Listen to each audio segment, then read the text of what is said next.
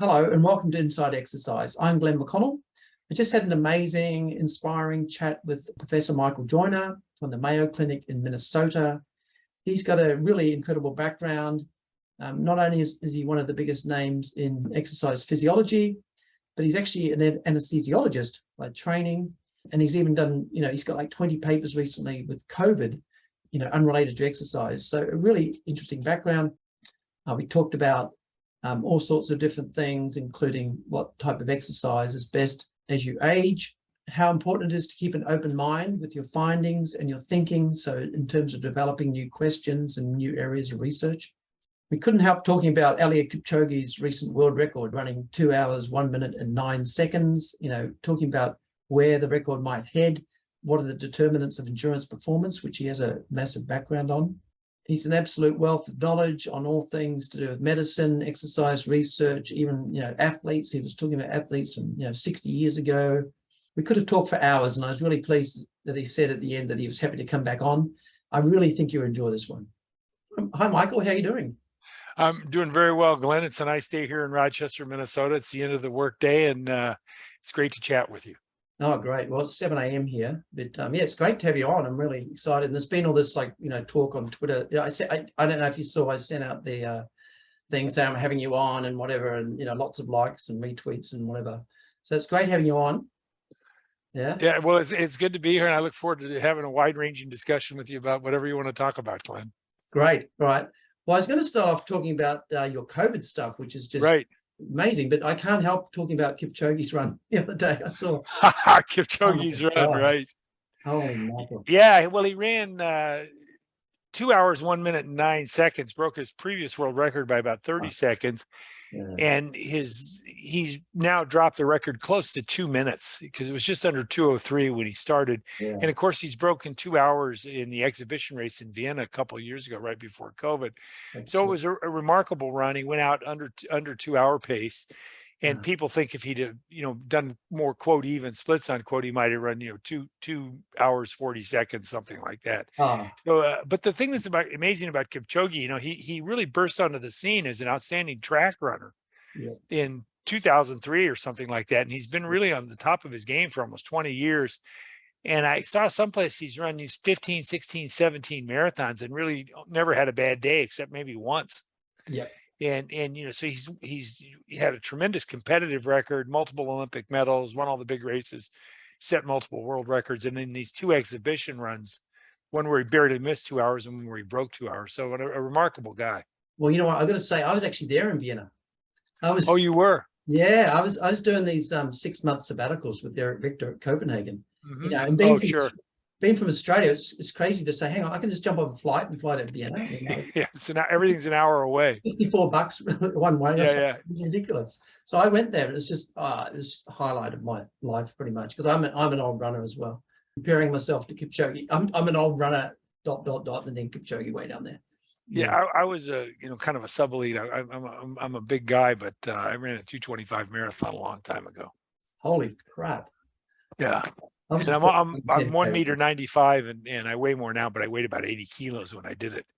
Holy. So what I tell people, the one thing I've learned in exercise physiology over the last 40 plus years is that I should have been a swimmer, because size-wise, I probably would have been better off swimming or perhaps rowing, because those are the sports for larger people with big engines. Exactly. Well, I was just talking to you before about David Costal. I did my master's there. Yeah. What a swimmer. And I've been trying to get him on here. So tell me, give him a plug or something. Yeah, I think Dave, he's about 85 now. And I think he's continuing to set age group records. He was a real good swimmer as a collegiate at Ohio State as well.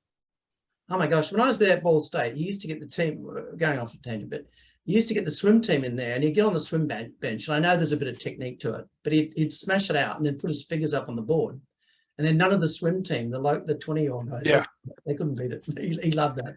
So you've done a lot about the determinants of endurance exercise. Correct. So VO2 max, lactate threshold, running economy. Yeah, are the big 3. Yeah. Sorry, I had Andy Jones on here, and he sure referenced you, and we talked about how did Kipchoge run 2 hours. Correct. Condition. And the interesting thing I picked up was he said it's unusual. You don't tend to have all 3. Correct. And what happens if you have all three? And I wonder what Kipchoge has. Any ideas? Well, I think if you look at my original model, I thought the best three at the time would be a VO2 max of around 84 mLs per kg, lactate threshold around 85%. So people would be able to sustain 85% of their max. And then running economy similar to Frank Shorter's, which was reported in the Annals of the New York Academy of Sciences in the middle of the 70s. And then Dave Costel also gave me some data on Derek Clayton. So I think Kipchoge has excellent running economy, at least as good as those men did, perhaps a little bit better. His max is perhaps a little bit lower in the middle high 70s. But I think one of the places my original model was wrong is some of these guys can sustain 90, 92, 93% of their VO2 max as opposed to 85%. So the lactate threshold levels are a little bit higher. Kipchoge is also a very small man, and that will help with thermoregulation because the surface area to volume ratio will be high. And then and I think what Andy's starting to think about in his group is that he doesn't have a whole lot of VO2 drift, so he's able to his efficiency doesn't decline over time, that sort of thing. So his ability to kind of resist fatigue as things go on is quite high. Now, whether that's his skeletal muscle, something biomechanical, whether it's the new shoes that are helping, whether it's he's got all these mitochondria and doesn't glycogen deplete or bonk, or all of the above, or say he's cool, all of the above. Hard to know, but certainly he's a remarkable guy. And I think one of the really interesting stories about this is in the 1960s, there was a guy named Buddy Edelin who ran 2:14, and at one point I think he might have had the world record for a little bit. And he was from the United States, had moved to the UK, and was living there as a teacher because he wanted to participate in the cross country scene in the UK in the post-war era, which was quite good and train hard. And he was quoted in 64 or 65, something like that, 63 maybe, as saying, wait till somebody who can run a 350 mile goes after the marathon, and they'll break 2 hours. And so Kipchoge is very fast. I think he's run close to 350 or 330 for 1,500 meters, and certainly has an excellent 5,000 and 10,000 time. Yeah, I mean, that's a remarkable guy. Remarkable guy. Well, so that person was not far off then. No. Yeah, well, I read somewhere, I think I've got this right. The Kipchoge, Eliud Kipchoge, feels right. Actually, Dr. Kipchoge, I saw. Yeah, he's got an honorary degree now. Has the longest span of any athlete winning at a world level. So 2003, the 5,000 at the World Championships. Right. Then 2020 in the Olympics. That's 17 years. Right. What about Alota? But that's four Olympics. It's only 12 years. This is yeah. Order came back and threw very well before 1980 or 84, but did not make the Olympic team. So he made a comeback. 12 years for Order. The great Duke Kahanamoku, the great surfer, was in multiple Olympics, and played water polo at the end at age 39. So I think he was in the Olympics from roughly about age 20 to about age 39. There's a few other people like that. I have kind of a list in my mind of people that in sports that have done very well over time. There's been some cyclists who did well when they were older, but were not competitively, they kind of broke through at the end. Some boxers, the great Archie Moore was 47 when he won the middleweight championship or light heavyweight championship, and that's a tough sport. And I'm blocking the boxer. He was quite good, and he retired a few months before COVID. Again, in the middleweight ranges, was around 50 when he finally retired and was boxing, still boxing quite well. So but it is unusual, no question about it. And Kipchoge's been the absolute best, which is most unusual.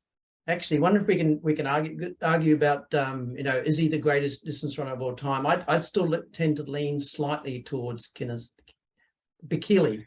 Well, I think you have to ask yourself, the professional era, the non-professional era, modern nutrition, shoes, sports medicine, that sort of thing. Paavo Nurmi was declared a professional before he had a chance to hopefully win the marathon in 1932 Olympics. Zatopek, and people missed time during the war.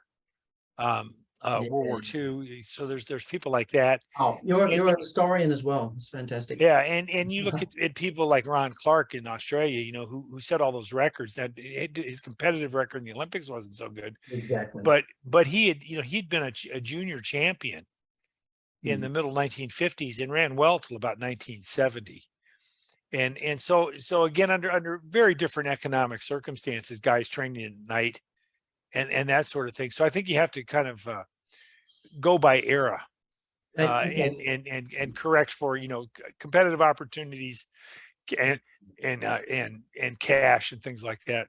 So just thinking back to what you said about the fact that it looks like they can hold a higher percentage of their VO2 max for longer than we thought. It reminded me of remember the great Australian runner Robert De Castella. His PB, this is what I heard, for 400 meters was like 54 or something, and he did 56 in the last 400 meters of a marathon. So he was able to and apparently he just didn't produce lactate. You do a VO2 max test and he wouldn't go above 4 millimole. So it's just holding this high percent, I guess. Well, and I think those individuals are people that probably have a lot of slow twitch skeletal muscle fiber to begin with, which all these individuals are going to have, whether it's going to be 70, 80, 90%. But then, they're going to have small muscle fibers, a whole lot of capillaries, and huge amounts of mitochondria in their trained skeletal muscle. Funny thing about the slow twitch fibers is I remember David Costock, because I was doing my master's there. He said he reckoned you needed about 70%, and any more than that he didn't think it made much difference, because how endurance runners are going to have all their 2Bs are going to be 2As anyway. So I guess correct. Do more the aerobic, just for the people that don't know. So the type 1s are the pure slow twitch aerobic. The 2As are kind of fast aerobic, and then 2Bs are the fast anaerobic. Right. So, and that's what people don't understand, Glenn, is you can double your mitochondrial content. And the quote fast twitch fibers of endurance athletes have more mitochondria than the slow twitch fibers of just a citizen. And that's the great work really starting with John Hollosy's observations many years ago about how plastic skeletal muscle mitochondria are. Yes, actually, with the John Holloszy, I saw, you've got these really highly cited papers, obviously. And I was really happy to see, like, the first one was Eddie Coyle and you. And I had Eddie Coyle on. And then the second one, you've got the John Hawley, Mark Hargraves, you and Julian Zarath, and they've all either been on or agreed to come on. And then you've got the COVID one, which I'm eventually going to get to. But the point there was, I mentioned something about John Holloszy. Oh, yeah, okay. Yeah, so the point there was, I see, so you were with that classic study with Eddie Coyle, you got like endurance running stop for 64 days. Yeah, so I was a D-trained. So what happened is I started in 1977 as a subject in Jack Wilmore's lab in Pete Farrell's dissertation on the lactate threshold and endurance performance. And Eddie was a graduate student helping Pete, and they were both working with Jack Wilmore and Jack and Dave Coyle. Dave came to Tucson to do our biopsies. And so I was about 19 when this all happened, and I got interested in exercise physiology as a result. Dr. Wilmore let me work in the lab, and Eddie and Pete were certainly very generous with their times, and then the later graduate students. And as a result, I got to come to Journal Club early when I was about 20 years old, and I saw all the great work in Scandinavia, the invasive studies, a lot of them were being done by physicians. And so I actually decided to go to medical school in an effort to be able to do what people like Bengt Saltine were doing, invasive studies in humans. And so that was really kind of my stimulus, and that's what I did. And I started doing that, and then I was getting done right before medical school. Eddie needed some subjects for the D-training study.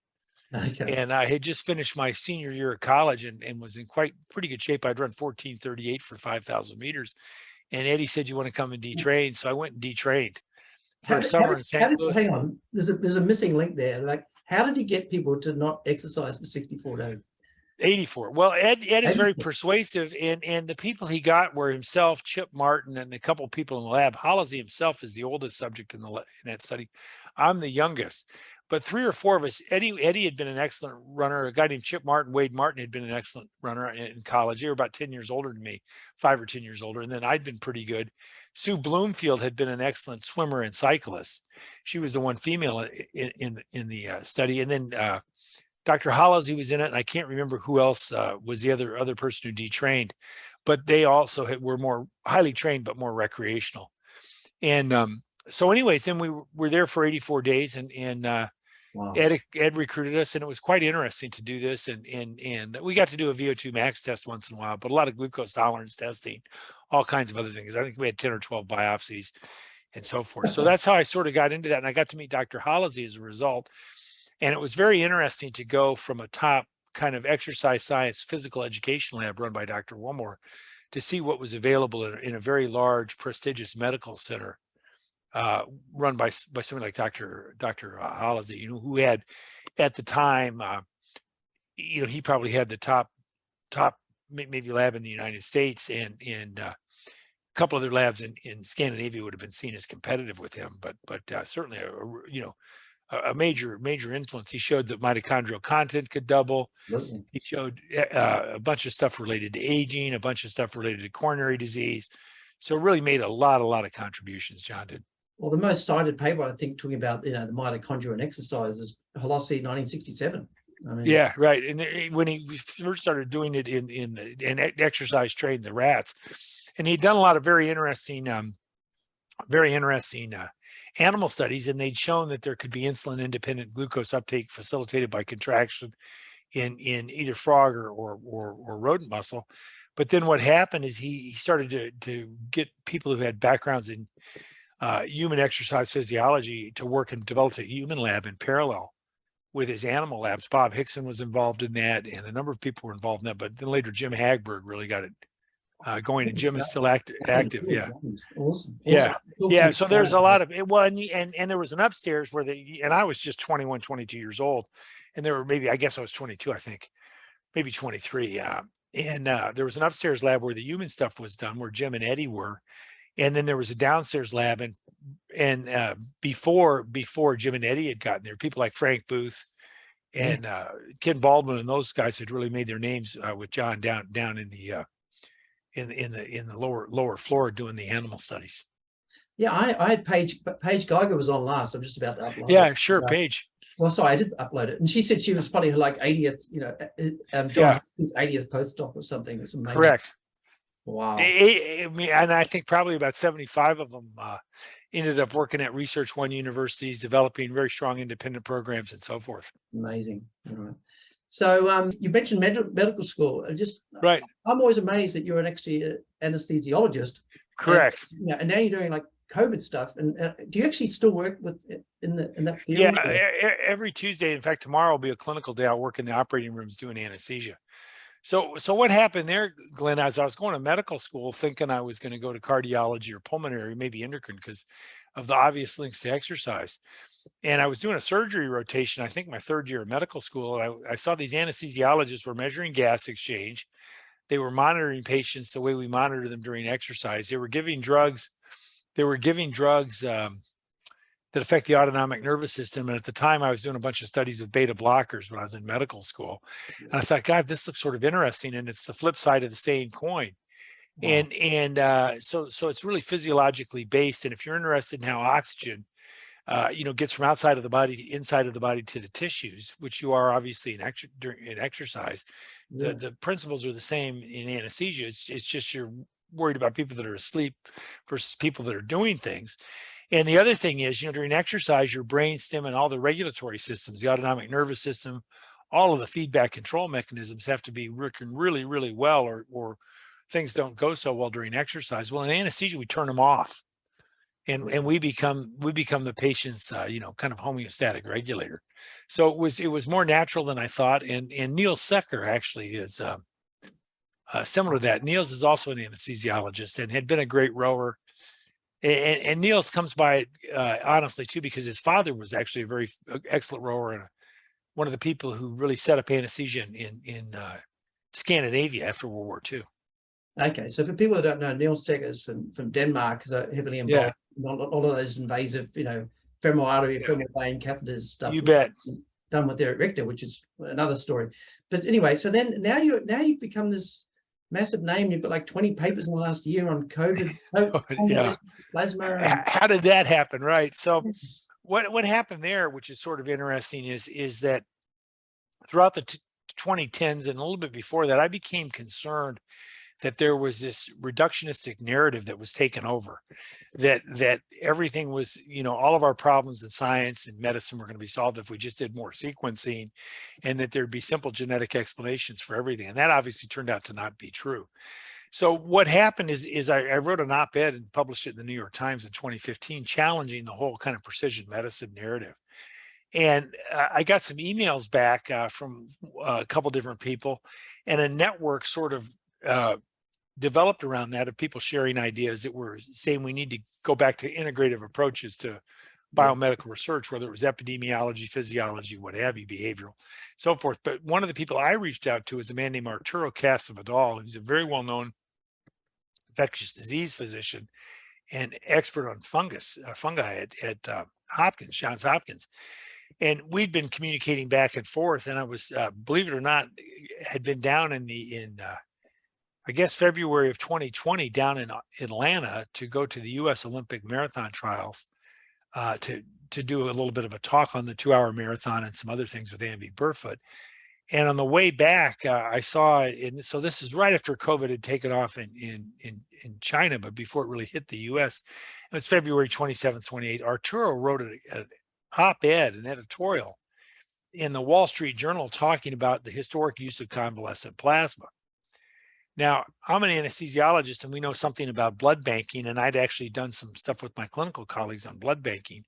And I sent Arturo a note. I said, Arturo, because we communicated regularly, I said, you could do this at scale, because the blood banking infrastructure is large enough where you could really do this at scale. So then what happened, throughout March, we were sort of talking about things and how you would set up protocols and do the science. And then the U.S. Food and Drug Administration was getting emergency use requests for convalescent plasma from all over the country, 50 or 100 per day, which are very time consuming for them.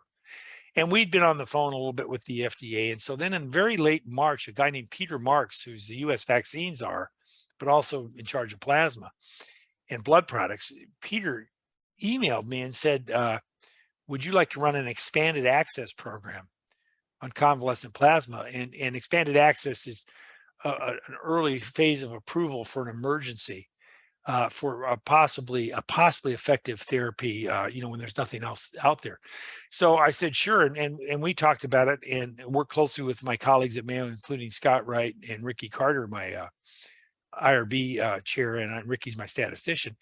And the FDA wanted us to do 5,000 people just so they could collect some data, look at safety, maybe get some ideas about outcomes with electronic health record research, and also so that they weren't doing 50 or 100 of these a day.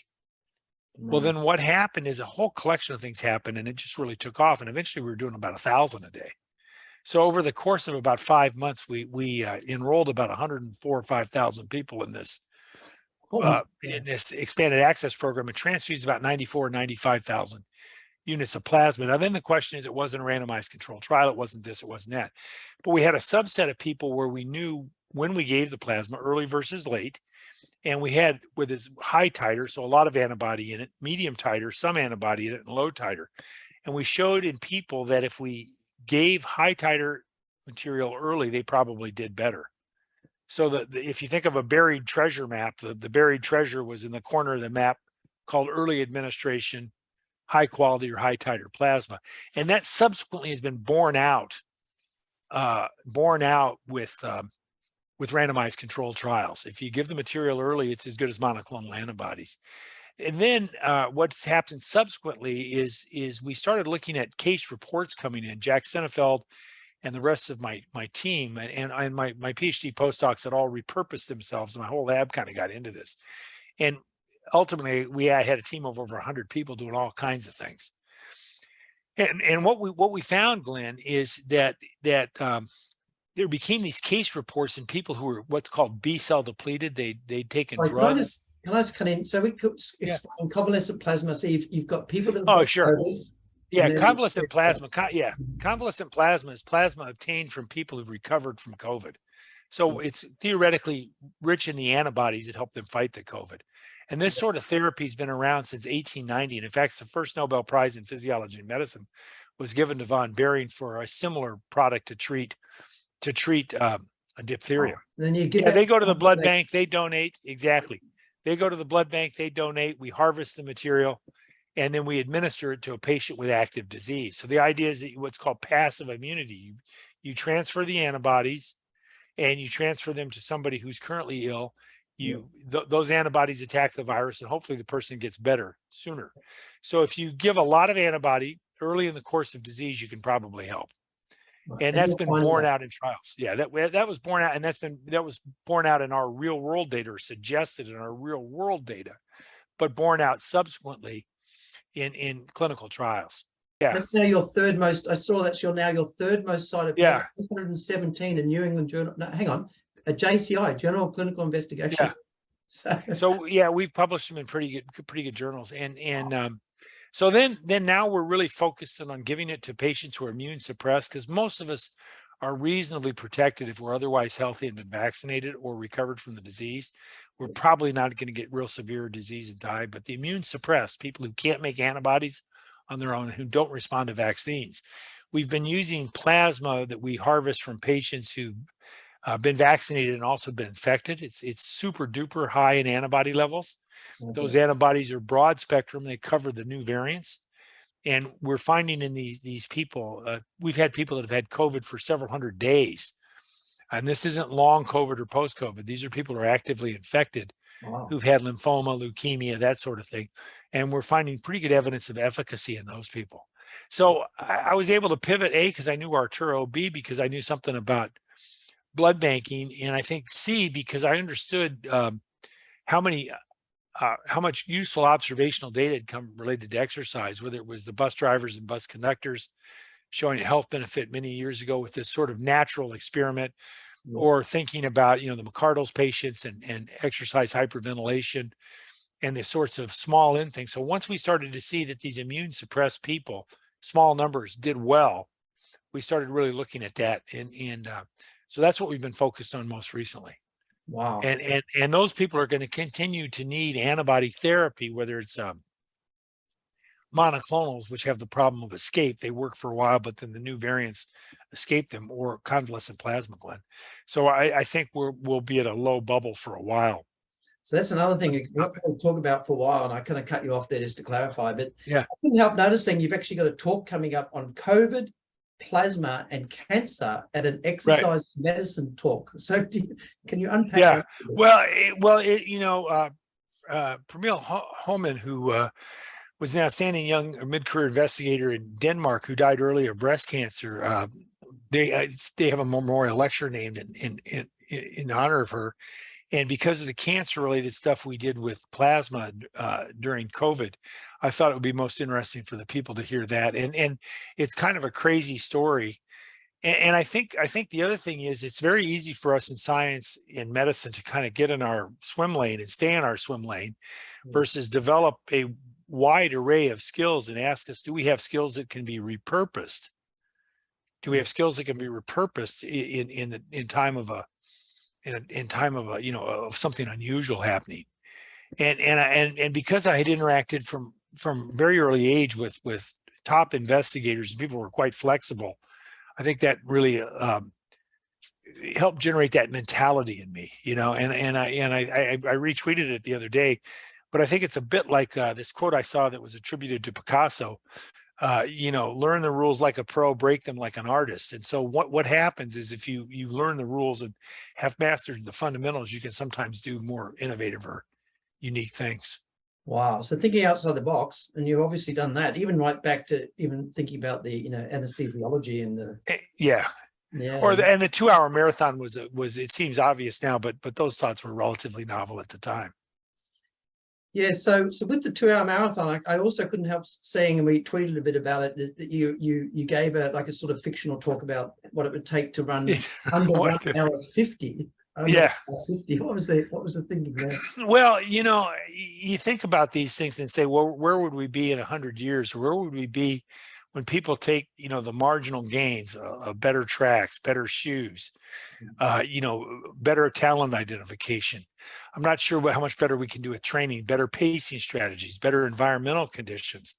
There are now ideas that there could be these elastomeric pants or running shorts that may give you a bit of a boost.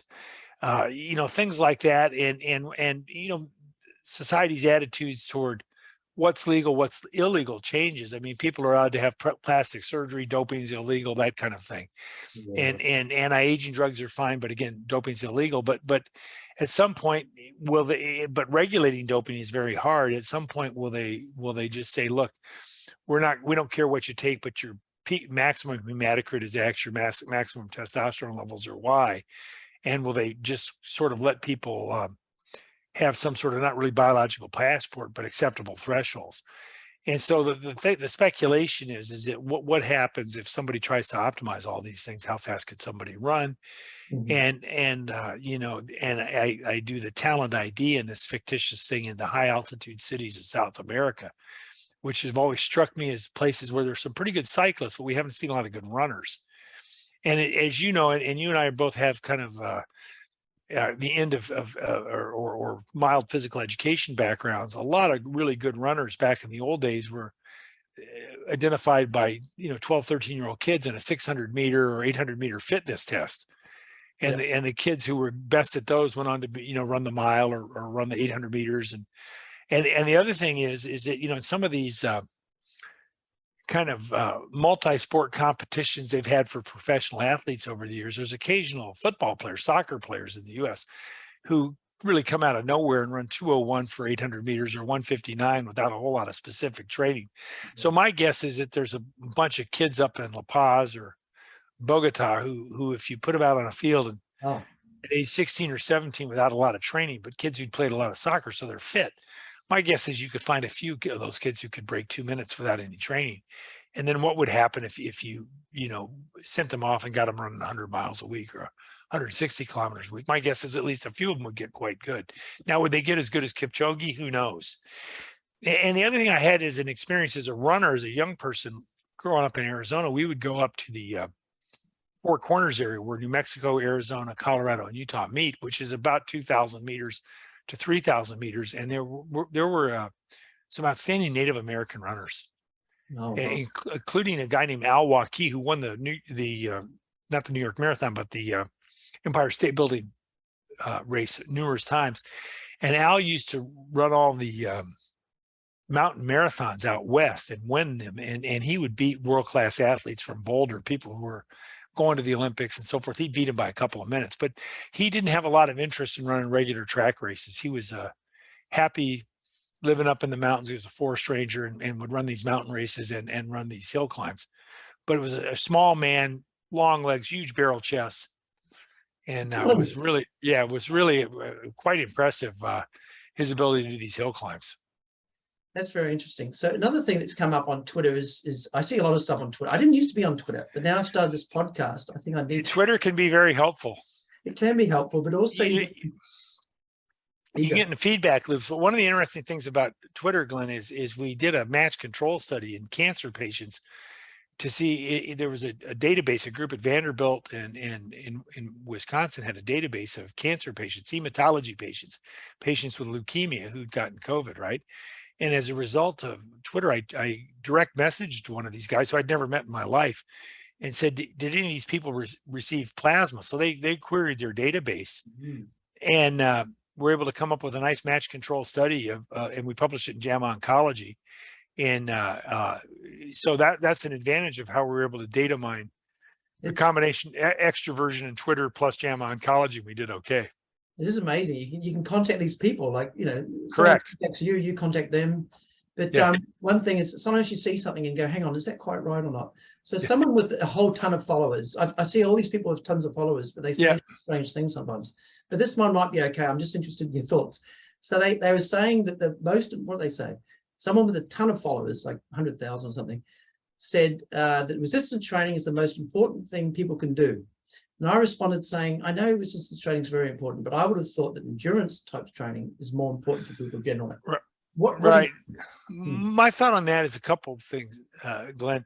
So certainly, most of the data showing a longevity benefit of exercise related stuff is physical activity, whether it's leisure time physical activity or occupational physical activity. So it's really not structured training the way you and I would think of it, right? And certainly a lot of the information on risk factors is more on endurance sorts of training, running, cycling, swimming, that sort of thing. So I think that clearly, you want to get your aerobic capacity high, and that there's really the higher your aerobic capacity, the lower your risk of death, so on and so forth, especially as you get older into middle age. And you're in your late 50s and I'm in my early to middle 60s. I'm 64. So I think that's all true.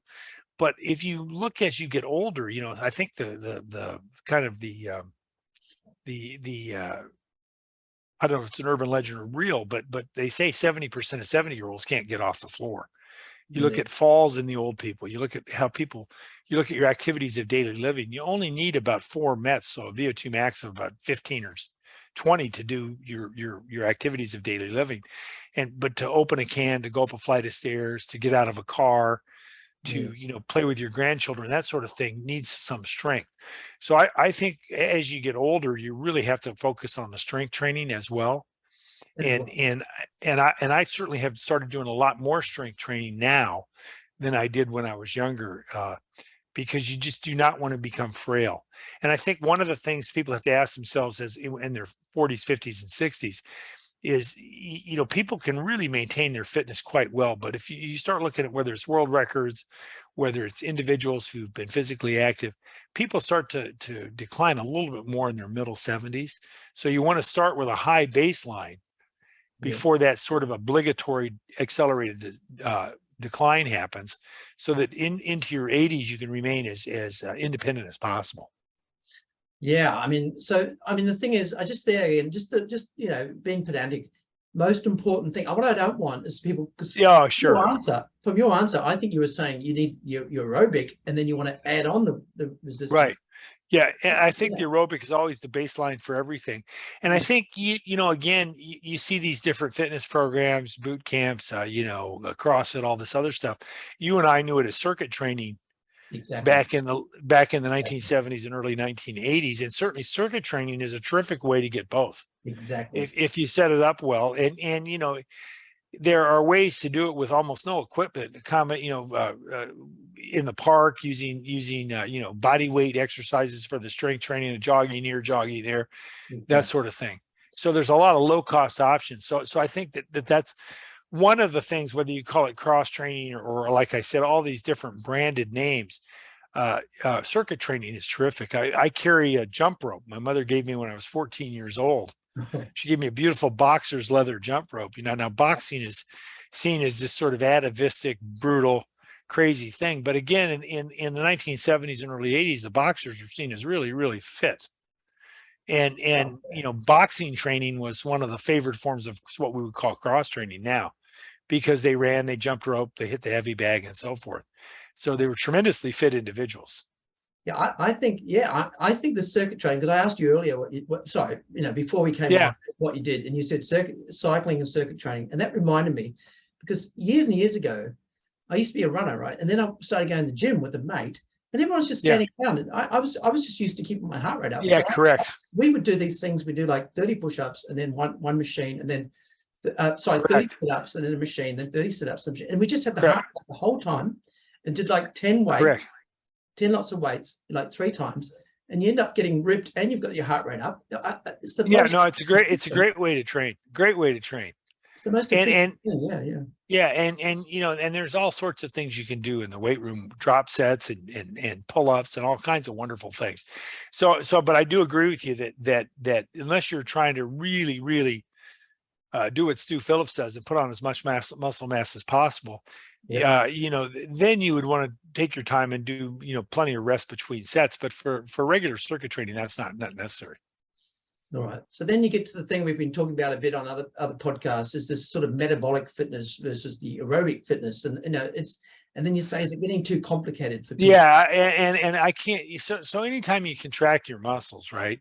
Mm-hmm. And that's the wonderful thing about exercise, because people are saying we're going to make an exercise pill, and most of those exercise pills, the concepts behind them is we're going to do something to the mitochondria or glucose uptake or whatever. but everything works together. You contract the muscles, you vasodilate them, you get a cardiovascular response. Your heart rate gets up, and your stroke volume goes up, and your coronaries vasodilate, and endothelium gets activated. At the same time, you're activating all those wonderful pathways in your skeletal muscle that cause glucose uptake to go up, that improve your insulin sensitivity. And then thinking about our good friends Mark Fabreo and Benta Peterson, you're releasing all those myokines and now extra EVs, and out of the active muscle is sort of almost the muscle almost becomes a endocrine organ, yes, targeting things remotely from it. So I think it's a false dichotomy. Absolutely. I mean, I've done stuff on glucose uptake, and I know we've both done stuff on nitric oxide. Now looking at blood flow, and I look at glucose uptake and whatever. It just doesn't make sense. Even if you did take a pill that took glucose uptake into the muscle is contracting. You're not using it. So what's it going to do? Where's it going to go? Correct. So let me glycogen, then what? Well, and then besides things like the endothelial function and that sort of thing, the effects on the autonomic nervous system are quite high. You increase people's vagal tone, and if you have increased vagal tone, that's anti-arrhythmic and so forth. So you do all sorts of things with exercise. It's really multifactorial. So I think what you have to do, Glenn, is look at the big picture, and that's why this idea that sure, would you like to have an exercise mimetic for people that are bedridden, for people that can't do X, Y, or Z? Sure, that would be terrific if you had pills that mimic some of those properties, but to get one that covers all the bases isn't going to happen. Yeah, again, so like with Paige Geiger last week, I was saying, why would you want to activate your heat shock proteins by getting in a hot tub and feel uncomfortable? Right. You just exercise and increase your temperature. And she right. said, well, not everyone can exercise. So yes, correct. Same sort of thing. Now, just again, you mentioned, different types of exercise. So I know you've done a meta-analysis on HIIT, and I had Eddie Coyle on talking about 4-second sprints. So, shoot, you bet. Intensity training. Now, we all know these things are going to work. Obviously, they're going to increase your max and your anaerobic capacity and all sorts of things, and your strength maybe if it's really hard. But do you think people actually will stick to it? This has been a bit of a debate here. Well, it's really interesting you mentioned that. So and this is to draw some parallels with diet. People say this diet's better, that diet's better, low carb, high carb, whatever. And they have different really branded diets. And one of the things that's interesting, Glenn, is that these have been studied. I'm blocking the author now, but there's this tremendous study where they put about 50 or 100 people on each diet and showed at the end of the year, they all, on average, each group was the same. But then they plotted weight loss versus what they called the dietary adherence score. And it was identical. It showed a curvilinear relationship. Okay. So the only thing that mattered was adherence, not the type of diet. Now, would it be easier for person A to adhere to diet A and person B to adhere to diet B? Who knows? So I think the main thing with any kind of physical activity or exercise program is do something that you like to do, and do it regularly. Exactly. And do something you could adhere to and stick to that touches on a few basic things. And that brings us almost to the ideas of a guy called Lester Breslow. So Breslow was this guy who died in his late 90s, and he studied who made it to age 90 in Oakland, California in the 1960s. And he found just 5 or 6 things made a difference. Were people physically active? Did they watch their weight? Did they not smoke? Did they, if they drank, did they drink moderately? Did they stay connected with their families? Did they continue to, a lot of them were in family businesses, so a lot of them continued to work to some extent. And he felt eating breakfast was important as well. So he found 5 or 6 healthy habits that these 90-year-olds in Oakland did, and that's been repeated over and over. Honolulu Heart Project, all in all sorts of cohorts. So you don't have to make this any harder than it needs to be. Exactly. So, don't smoke. If you drink moderately, and then be physically active and try to stay engaged in life and find some meaning in life, have a purpose. Feeling of community and all that stuff. Yeah. Exactly. And interestingly, I guess these people that live to 90, they're probably, as you said, physically active. They're not going out and running marathons or whatever. Right. Is that right? I think some are, some aren't, but you get certainly different patterns. You see this with the National Runner Study, kind of a observational cohort in the United States, where they show that people who remain really physically active do what they call square the death and disability curve. So instead of just kind of ratcheting down, they live a long time and then literally die quickly with minimal disability. I think that's the other idea. So I do think you want to obviously do structured exercise, but do want to build some other just random unstructured physical activity into your day. And as you said, bringing in the strength, so you can actually, because it's literally like an up and go test, you know, how well exactly, yeah, you know. And that's the thing. And that, just to be honest, because I asked you what you do, and you said cycling and now circuit training, and you used to be a runner. I used to be a runner, and I always got injured. So now I cycle, but my mentality is like I've got to keep fit on the bike. Yeah, and I put the weight training and circuit training in the background. And actually getting that email from you, I decided I'm going to go back to the gym and start doing circuit training. You know, and I got more into lifting. I think for a couple of reasons. One is I have a 10-year-old and a 12-year-old boy, and my wife also is a terrific athlete, terrific skills basketball player, and they like to do it. And so during lockdown, my wife bought a squat rack and a bench press station and stuck it in our workout room. So that was kind of quite a treat. So you figured you might as well use it. And I do want to get my muscle mass up as high as it can be over the next, 10, 12 years. So when that almost obligatory decay starts, I'll start with a high baseline. But the other thing too is having done it seriously, but not that seriously, it's still something you can kind of improve on and keep score at and get better at, where your running times are going to decline, your cycling power output, it's not going to get any higher, right? But you can actually feel good about. Yeah, so you can go up and so forth, but there's a million ways, and I mean this in a good way. There's a million ways to suffer, and if you learn to manage your suffering through exercise, I think that's the other kind of benefit. Do you know, have you heard of David Goggins? No, tell me who he is. Well, it's a guy, David Goggins. He was like overweight, no self-confidence, childhood, abused and whatever. And then he became an Army SEAL. And then he just went like nuts. He decided the Army SEAL was too easy. So he'd be out like, fighting all day, get back at midnight, then go to the gym. And then anyway, the reason I thought of it was then he became like this ultra runner, like did 100K races 7 weeks in a row. But then he just decides out of nowhere, I'm going to go for the chin-up record. So that's what screwed me up with, because I got really motivated with him. And I went from doing like 5 chin-ups a day to doing like 86 was the highest I did, because I was all motivated and I screwed up my elbow. So we need some sort of balance. Balance, right? Only a little bit though, and I think that's one of the we clearly need to send people messages about moderation and those sorts of things. But on the other hand, you hate to see people lose the ability to sort of go for it and push themselves for you don't have to have a reason. Everything doesn't have to be a return on investment thing. I'm doing this because I'm going to live longer. I'm doing this because my blood pressure is going to go down. Maybe you're doing it just because you're interested in it and want to challenge yourself. So I don't think you have to have return on investment thinking about, why you're going out for a bike ride or why you're doing this or why you're doing that. If you somehow find it engaging, go for it. And I think that's really one of the hopeful things we've learned a little bit during the pandemic is that, as the world became so industrialized and so metric, there's a metric for everything. And we're all having our feet held to the fire about the metric of this and productivity and all this other stuff. And people are trying to almost use these industrial techniques to look at your research output and all of this other stuff. I think one of the things is you start to see a little bit of pushback from that. And sometimes there are things that just these sort of industrial metrics and return on investment thinking. I mean, what are you going to do about art? What are you going to do about a nice piece of research? What are you going to do about, sometimes you do a piece of research that's not cited, but it gets cited later.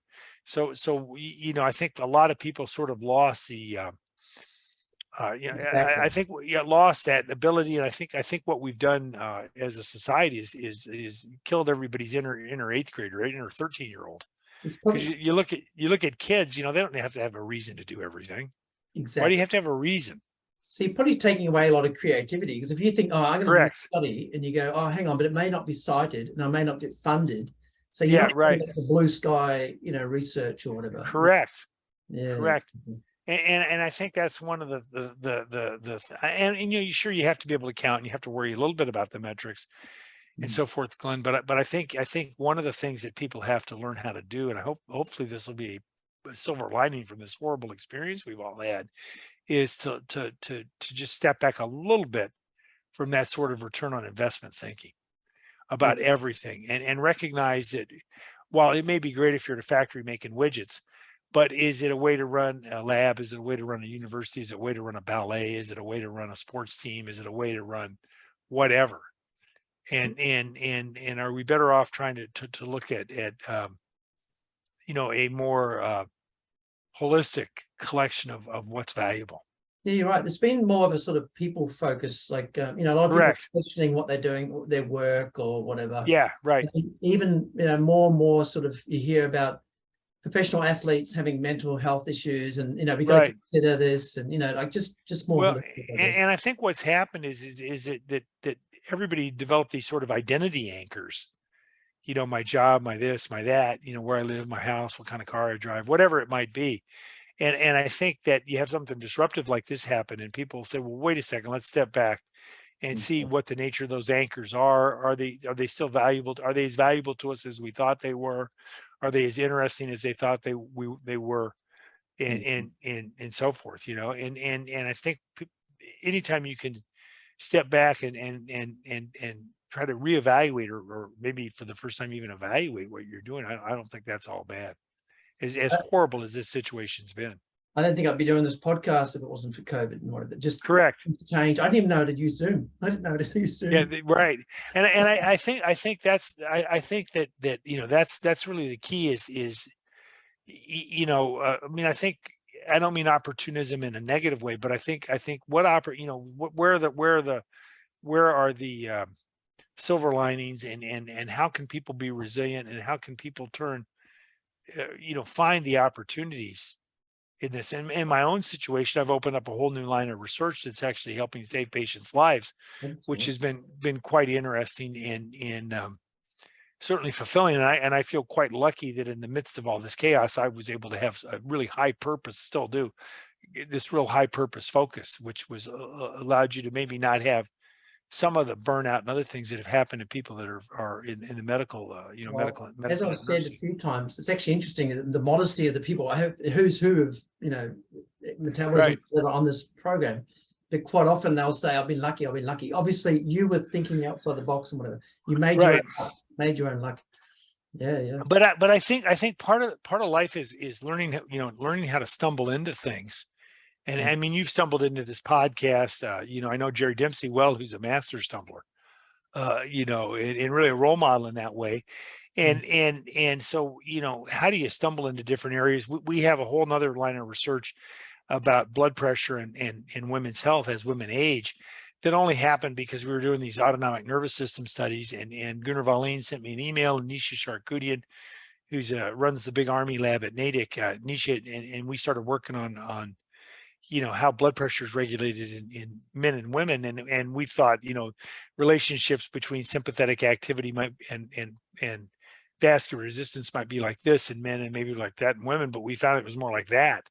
And that was just dumb luck. And it would, you know, so we had collected the data and we started studying more women, but partly because I had more women postdocs who were more interested in this and so forth and so on.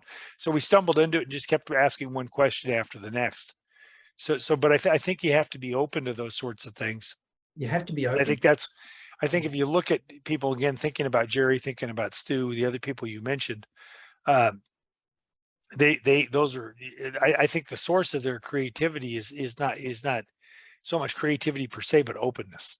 It's open-minded. Yes. I always think about my mate that I've collaborated with, you know, Michael Clark and Steve Radigan. Yeah. They're looking at this capillary flow, this nutritive flow. So for people that don't know, they were talking about, you know, you might have the same blood flow through the leg, but you might have a situation. Yeah, where's it going? Exercise, and insulin, where you're more going through the capillaries of the muscle. And so you might, you know, you've got increased capillary flow. But anyway, when they first started getting that data, it didn't make sense. And they were like, but instead of just forgetting it and moving on, they kept looking at it. So I think that's a really important. Right. It's a really important lesson. Now, you're tight for time, yeah? a little bit. I just see my 10-year-old getting ready to go to swim practice. Fair enough. So I've got to take him up there. So, because we try to make sure everybody in the house interval trains at least a few times a week. Oh, there you go. That's a takeaway as well, right? Yeah. Okay. Yeah, you're taking about HIT. Yep. Okay. Well, thank you very much for your time. No, it's been great to chat, Glenn, and I'd love to come on again. And I look forward to seeing when I'm down in Australia. And it's only getting colder here, and it's only getting warmer there. So there you go. And you know what? Yeah. Picasso Museum, like 200 meters from my house here, they've got the big exhibition at the moment. You mentioned that earlier. There you go. Right. Okay. Well, so it's been great to visit, Glenn, and let me know when it's up, and I'll share it on social media. Oh, perfect. Okay. Thanks, mate. Hey, thanks a lot. Yeah, good to chat. Yep. Take care. See ya. Bye.